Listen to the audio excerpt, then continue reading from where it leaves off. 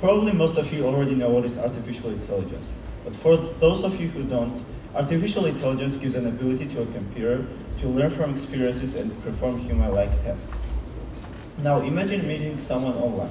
You chat with that person for a while and you start to like him or her. But when it comes to meeting that person, you realize that you are talking to a computer all along. This is frustrating, right? You thought that you met a nice human being that values your opinion and is always there to listen. When in reality, you are always talking to an artificial general intelligence. This is exactly what scientists are trying their best to achieve. But should they?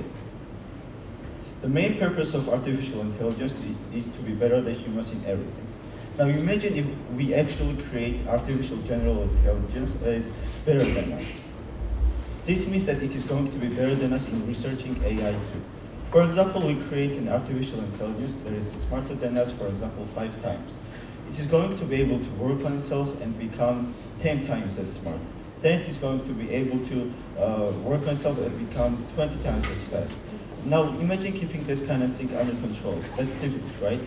Now you might propose one of the solutions that not only create artificial intelligence, but also give it a specific goal. Now consider a simple task like delivering food, for example. A human would deliver food without any problems as quickly as possible.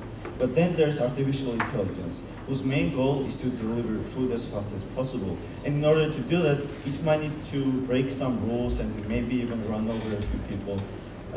And then imagine that instead of delivering food, its main goal was to achieve world peace, for example. It's a big problem. And what's the best way to achieve world peace? Just get rid of everyone and there's going to be no one who's start the conflict anymore, right? Okay, let's consider an unlikely event that our efforts to create the perfect artificial general intelligence was successful, and now we have a computer that feels like a human and thinks like a human. Should it be able to possess some rights? We humans have the right to freely express ourselves whenever we want and wherever we want. Should computers have the same rights too? I mean, they're computers, right? But if we created them to be exactly like humans, then why should they be the ones doing all the hard work, but they didn't ask to be created? To me, that sounds like forced labor. All these questions bring us to a central topic, machine ethics. Now you're probably thinking to yourself, how can we think about machine ethics when we haven't even come close to creating artificial general intelligence? But you would be surprised just how much thought has already gone into this topic. Then there's another problem, controlling artificial intelligence. Even in 1950s, Isaac Asimov in his iRobot considered this issue and tried to create 3 laws of robotics that would allow humans to govern artificial intelligence. But soon he realized that no amount of fixed laws would ever be able to predict all the possible circumstances.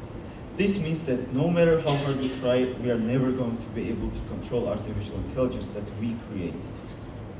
This was further proved in 2009 in a laboratory of intelligence systems in Switzerland, when 2 distinct AIs were created to work with each other.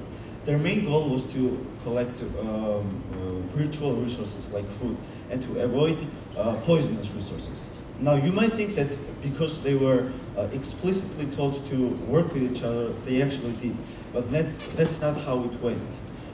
After some time, they developed an ability to lie to each other for their own benefit. Unfortunately, it is embedded in human nature to always look at the positive side of an event. And I think this is exactly what is going on right now. When we think of artificial intelligence, we think that it is going to be able to solve all our world problems, including world peace, for example, hunger, poverty, environmental destruction. But we don't look at the other side of the story. And this is a problem because we think that when we look at the other side of the story, we think that it is too early for us to think about those problems, but it really isn't. Recently, there was proof discovered that one of the biggest companies in the world used artificial intelligence in order to gather information about its users and to show them ads that would alter their perception of a certain topic, for example, elections.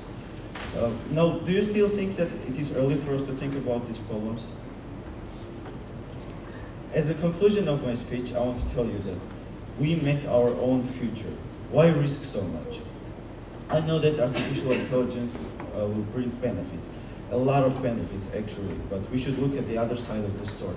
All this time we have lived with the belief that what makes humans, us, unique is our ability to think, speak, and to solve problems. But with the invention of artificial intelligence, all of those beliefs will be shattered. And I think it is going to be extremely hard, if not impossible, for people to adapt to these new beliefs, to the beliefs that humans were able to create an intelligent being.